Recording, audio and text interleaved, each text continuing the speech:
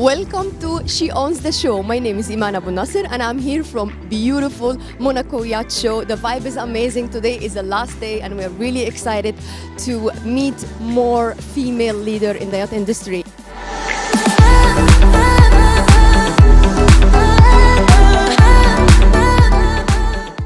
Laura, come stai?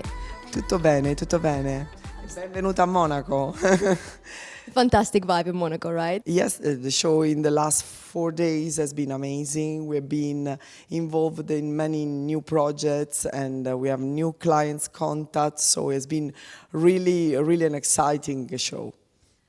I've been so pleased to be here in Monaco Yacht Show, but I was even more pleased to meet a beautiful female leaders like you. Laura, tell us more about your role in the yachting industry. Yes, I'm Laura Pomponi. I'm the CEO and founder of Luxury Projects, and I founded this company in 2008. And I have to say, in yachting, we are just few female yacht designer leaders, and I'm really proud of that. And I have a, let's say, PhD background in engineering. I'm not an architect, but I grew up with my mother, who was a fashion designer. And I grew up in the fashion district of Marche in Italy, and where I got, let's say, a little bit of this vibe and blood and the inspiration for the job I'm doing now, following my entrepreneur ambitions. How long you been in the industry? So it's exactly 20 years these years, because I started in 2002 as being project manager leader in a famous shipyard in Italy, and I was the first female in Italy to be a project manager on a yacht over 60 meters. So it was already a challenge, but I think women can be tough and sweet, and it's the perfect balance to be a project manager.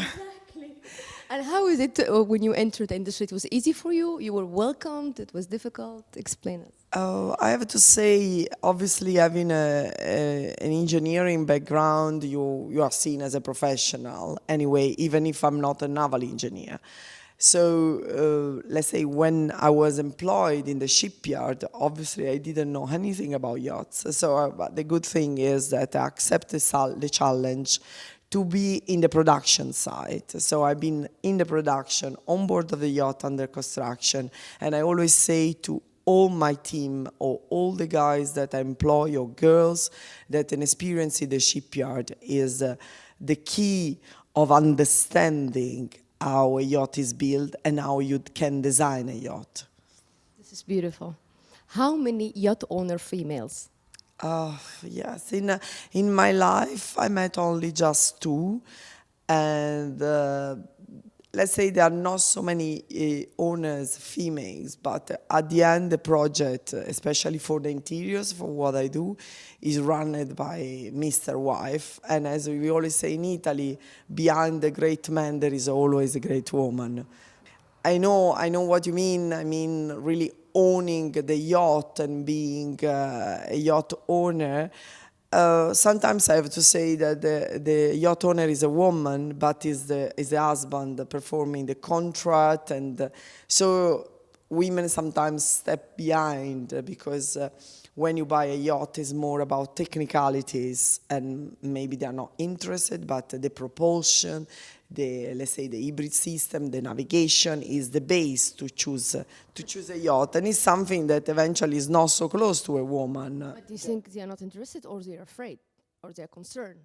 I have to say they have the requirements to have speed or no speed, to decide the type of the yacht, but then they are supported by technicians, and I feel that women really believe in the knowledge of the people they are supporting them. Sure. Either the husband, either the consultants. So I think they don't appear in the scene as they are. There is always somebody in front of them, but behind maybe there are more women that are just shown in the industry, well known as being yacht owners, as female yacht owners. What would be your advice for a female thinking of buying her first yacht? First of all, to have clear where she would like to go, how long she would stay in the yacht, if she wants to charter the yacht, So it's important to have the milestone of how she will enjoy the yacht. And then with professionals around, they can help to figure out which is the perfect size. And also, as being the first yacht, also cost-wise or maintenance of that's the reason why a lot of clients are chartering yachts, because it's a business, and then there is a return that can cover the cost of having this kind of luxury toy. It's a passion, huh? Yeah, exactly. Exactly. Exactly. What would be your advice to improve and encourage families that actually already owning yachts to use the yachts more than just 2-3 months a year, and maybe consider it full-time living, or at least half of the year time? But I have to say that obviously full-time living is a challenge for everyone. Now with all the technology we have, obviously you can run your business from far, and especially after COVID, we are used more to these video meetings, Zoom meetings, so everything came kind of easier without seeing each other in the same place, which eventually is the best thing. But so they can use the yacht and remote working, or spending more time. But life is so hectic, and I understand, it's great to travel around the world, but you have to have really a big yacht. So otherwise you remain in certain area, then the yacht has to be sailed or transported, docked, and took to another location.